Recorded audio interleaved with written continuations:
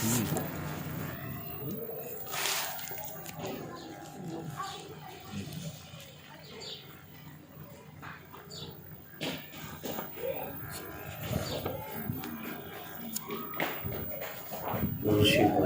صل على محمد وعلى ال محمد كما صليت على ابراهيم وعلى ال ابراهيم انك حميد مجيد. اللهم بارك على محمد وعلى ال محمد كما باركت على ابراهيم وعلى ال ابراهيم انك حميد مجيد. يا رب صل وسلم دائما ابدا على حبيبك خير الخلق كلهم. الحمد لله الذي لم يتخذ ولدا ولم يكن له شريك في الملك ولم يكن له ولي من الذل وكبره تكبيرا. اللہ جل شانہ کے پاک ذکر میں اگر کوئی آیت یا حدیث نبی نہ بھی ہو تب بھی اس منعم حقیقی کا ذکر ایسا تھا کہ بندے کو کسی آن بھی اس سے غافل نہ ہونا چاہیے تھا. اس ذات پاک کے انعام اور احسان ہر آن اتنے کثیر ہیں جن کی نہ کوئی انتہا ہے نہ مثال. ایسے منعم کا ذکر، اس کی یاد، اس کا شکر، اس کے احسان مندی فطری چیز ہے. لیکن اس کے ساتھ جب قرآن و حدیث اور بزرگوں کے اقوال اور احوال اس پاک ذکر کی ترغیب تحریض سے بھرے ہوئے ہیں تو پھر کیا پوچھنا اس پاک ذکر کی برکات کا اور کیا ٹھکانہ ہے اس کے انوار کا. تاہم اول چند آیات پھر چند احادیث اس مبارک ذکر کے متعلق پیش کرتا ہوں. قرآن کریم کی آیت ہے بسم اللہ الرحمن الرحیم فاذکرونی اذکرکم واشکروا لی ولا تکفرون. بس تم میری یاد کرو، میرا ذکر کرو، میں تمہیں یاد رکھوں گا. میرا شکر ادا کرتے رہو اور ناشکری نہ کرو. دوسری آیت مبارکہ ہے فَإِذَا عَفَزْتُم مِّنْ عَرَفَاتٍ فاذكروا اللَّهَ عِندَ الْمَشْعَرِ الْحَرَامِ واذكروه كما هداكم وإن كنتم من قبله لمن الضالين. پھر جب تم حج کے موقع میں عرفات سے واپس آ جاؤ تو مزدلفہ میں ٹھہر کر اللہ جل شانہ کو یاد کرو اور اس طرح یاد کرو جس طرح تم کو بتلا رکھا ہے. قرآن کریم کی ان آیات میں بھی اللہ جل شانہ نے ذکر کی اہمیت اور فضیلت، شان اور عظمت کو بیان فرمایا ہے کہ اللہ جل شانہ فرما رہے ہیں کہ ابن آدم اگر تو میرا ذکر کرے گا، مجھے یاد کرے گا تو میں بھی فرمایا تجھے یاد بھی کروں گا اور تجھے جو ہے فرمایا اپنے دھیان میں بھی رکھوں گا. تو یہ بندے کے لیے کتنی فضیلت کی بات ہے، کتنی عظمت شان کی بات ہے کہ بندے کو اللہ یاد کرے. اور اللہ اپنے بندے کو جب یاد کرتا ہے تو گویا وہ اللہ اپنا بندہ اپنا مقرب بنا لیتا ہے. تو میرے محترم دوستوں اور بزرگوں، قرآن کریم کی آیات کثرت سے اس میں موجود ہے کہ جہاں اللہ جل شانہ نے ایمان والے لوگوں کو فرمایا کہ ذکر کی ترغیب دی ہے اور ذکر کا فرمایا ہے. حضور اقدس صلی اللہ علیہ وسلم کا ارشاد ہے کہ جل شانہ فرماتے ہیں کہ میں بندے کے ساتھ ویسے ہی معاملہ کرتا ہوں جیسا وہ میرے ساتھ گمان رکھتا ہے.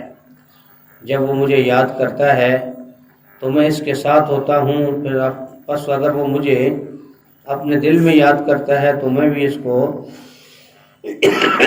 اپنے دل میں یاد کرتا ہوں. اگر وہ میرا مجمع میں ذکر کرتا ہے تو میں اس مجمع سے بہتر یعنی فرشتوں کے مجمع میں جو معصوم اور بے گناہ ہیں تذکرہ کرتا ہوں. اگر بندہ میری طرف ایک بالش متوجہ ہوتا ہے تو میں ایک ہاتھ اس کی طرف متوجہ ہوتا ہوں. اگر وہ ایک ہاتھ بڑھتا ہے تو میں 2 ہاتھ ادھر متوجہ ہوتا ہوں. اگر وہ میری طرف چل کر آتا ہے تو میں اس کی طرف دوڑ کر چلتا ہوں. اس حدیث شریف میں کئی مضمون وارد ہیں. اول یہ کہ بندے کے ساتھ اس کے گمان کے موافق معاملہ کرتا ہوں، جس کا مطلب یہ ہے کہ حق جل شانہ سے اس کے لطف و کرم کی امید رکھنا چاہیے اور اس کی رحمت سے ہرگز مایوس نہ ہونا چاہیے.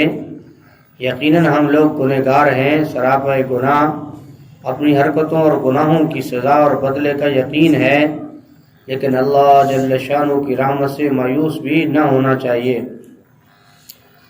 کیا بعید ہے کہ جل شانہ معاذ اپنے لطف و کرم سے بالکل ہی معاف فرما دیں۔ ان اللہ لا یغفر ان یشرک بہ ویغفر ما دون ذلک لمن یشاء۔ کلام اللہ شریف میں وارد ہے، ترجمہ: حق جل شانہ شرک کے گناہ کو معاف نہیں فرمائیں گے، اس کے علاوہ جس کو چاہیں گے سب کچھ معاف فرما دیں گے، لیکن ضروری نہیں ہے کہ معاف ہی فرما دیں۔ اس وجہ سے علماء فرماتے ہیں کہ ایمان امید اور خوف کے درمیان ہے۔ علماء کرام فرماتے ہیں کہ ایمان امید اور خوف کے درمیان ہے۔ حضور اقدس صلی اللہ علیہ وسلم ایک نوجوان صحابی کے بعد تشریف لے گئے، وہ نزع کی حالت میں تھے۔ حضور صلی اللہ علیہ وسلم نے ضیافت فرمایا کہ کس حال میں ہو؟ عرض کہ یا رسول اللہ، رحمت کا امیدوار ہوں اور اپنے گناہوں سے ڈر رہا ہوں۔ حضور صلی اللہ علیہ وسلم نے ارشاد فرمایا، یہ دونوں یعنی امید اور خوف جس کے دل میں ایسی حالت میں ہوں تو اللہ جل شانہ جو امید ہے، اللہ جل شانہ اور میں جو امید ہے وہ عطا فرما دیتے ہیں، اور جس کا خوف ہے اس سے پھر ہمیں امن عطا فرماتے ہیں۔ ایک حدیث میں آیا ہے کہ مومن اپنے گناہوں کو ایسا سمجھتا ہے گویا کہ ایک پہاڑ کے نیچے بیٹھا ہے اور وہ پہاڑ اس پر گرنے لگا۔ فاجر شخص گناہ کو ایسا سمجھتا ہے گویا کہ ایک مکھی بیٹھی تھی، اڑا دی، یعنی ذرا برابر بھی پرواہ نہیں ہوتی۔ مقصود یہ ہے کہ گناہ کا خوف اس کے مناسب ہونا چاہیے اور رحمت کی امید اس کے مناسب ہونی چاہیے۔ تو میرے محترم دوستوں اور بزرگوں، یہ ساری کی ساری جو قرآن کریم کی آیات ہیں، جو احادیث مبارکہ ہیں، یہ ذکر کے حوالے سے تو فرمایا جب آدمی اللہ جل شانہ کا ذکر کرتا ہے، اس کو یاد کرتا ہے، تو اللہ جل شانہ اس کو یاد فرماتے ہیں، اور اللہ پاک فرما رہے ہیں کہ تم مجھے اپنے دل میں یاد کرو گے، میں تمہیں دل میں یاد کروں گا، اور اگر تم میرا مجمع میں تذکرہ کرو گے تو میں تمہارا فرشتوں کے مجمع میں ذکر کروں گا، تم میری طرف چل کے آؤ گے۔ اللہ پاک کی ذات عالی فرما رہی ہے کہ میں دوڑ کے آؤں گا۔ اس کا مطلب یہ ہے کہ جس قدر انسان کا دل اللہ کی طرف متوجہ ہوتا ہے، میرے محترم دوستوں اور بزرگوں، اتنا ہی اللہ جل شانہ کی رحمت انسان کی طرف متوجہ ہوتی۔ اللہ کی رحمت متوجہ ہوگی تو انسان کی دنیا بھی بن جائے گی اور آخرت بھی بن جائے گی۔ اللہ نے انسان کو دنیا میں بھیجا ہے بہت تھوڑے وقت کے لیے، بہت تھوڑا وقت ہے انسان کے پاس، پھر یہ امت بھی آخری ہے اور اس امت کی عمر بھی بہت تھوڑی ہے، اور یہ موت اس کے تعاقب میں ہے۔ انسان بیچارہ کس قدر جو ہے خواہشات کے پیچھے لگ کر فرمایا موت کو دور سمجھ رہا ہوتا ہے کہ بہت ابھی دور ہے، لیکن پتہ نہیں کہ بازار میں کفن آیا ہوا ہو، پتہ نہیں چلے اور اگلے اعلان کر دیں۔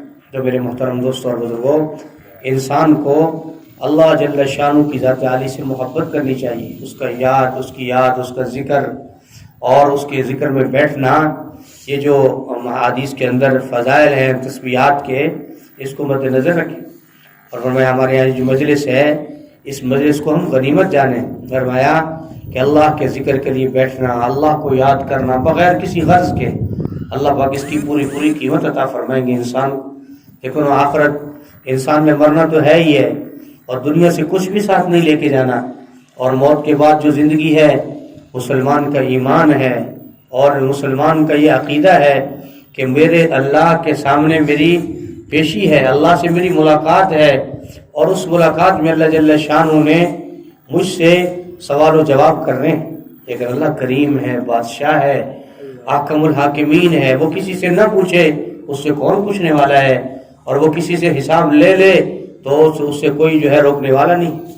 فرمایا اللہ والوں نے لکھا ہے کہ اگر اللہ پاک کسی سے عدل کرنے لگے تو فرمایا کہ بڑے بڑے لوگ کانپ اٹھیں گے، لیکن اگر اللہ معاف کر دیں تو اسے کوئی پوچھنے والا نہیں۔ اس لیے میرے محترم دوستو، یہ مختصر وقت ہے، خواہشات لمبی ہیں، انسان بیچارہ مجھ سمیت لگا ہوا ہے کہ وہ کام بھی ہو جائے، وہ بھی ہو جائے، وہ بھی ہو جائے، لیکن اگر خدا نخواستہ ہم اللہ کو ناراض کر کے چلے گئے، ہم جو ہے خوف اور امید کے بغیر چلے گئے۔ خوف کا مطلب یہ ہے کہ اللہ کو اپنا حاکم ماننا، اس کے جو احکامات ہیں ان کو وقت پہ پورا کرنا، جو بھی حکم اس کا ہے اس کو پوچھنا، اس کا علم رکھنا، اس کو پورا کرنا، یہ ہے فرمایا کہ خوف۔ اور امید کیا ہے کہ اللہ تو 70 ماؤں سے زیادہ بندے سے محبت کرتا ہے، اور اللہ جل شانہ اپنے بندے کو فرمایا بندہ اگر اللہ کی طرف متوجہ ہوتا ہے تو اللہ پاک اس بندے کو ضائع نہیں۔ اس لیے میرے محترم دوستوں اور بزرگوں، یہ مجالس بڑی قیمتی ہوتی ہیں۔ انسان کو آج کوئی نیکی کی بات کرنے والا مل جائے، اس کے کان میں نیکی کی بات ڈالنے والا مل جائے آج کے زمانے میں، یہ بھی بڑی غنیمت بات۔ ورنہ کس کے پاس ٹائم ہے؟ کوئی تو جاؤ بھائی، مجھے کیا ضرورت ہے میں اس سے بات کروں؟ نہیں، فرمایا اللہ کی بات کو سننا، اللہ کے لیے بات کرنا، یہ آج کے زمانے میں ہے تو بڑا مشکل کام، لیکن اس کے لیے اپنے آپ کو پابند بنانا، بیٹھنا، سننا، یہ بھی بڑی غنیمت کی بات ہے۔ نصیحت کی بات کہتے ہیں دیوار پر بھی لکھی ہوئی مل جائے تو آدمی کو لے لینی چاہیے۔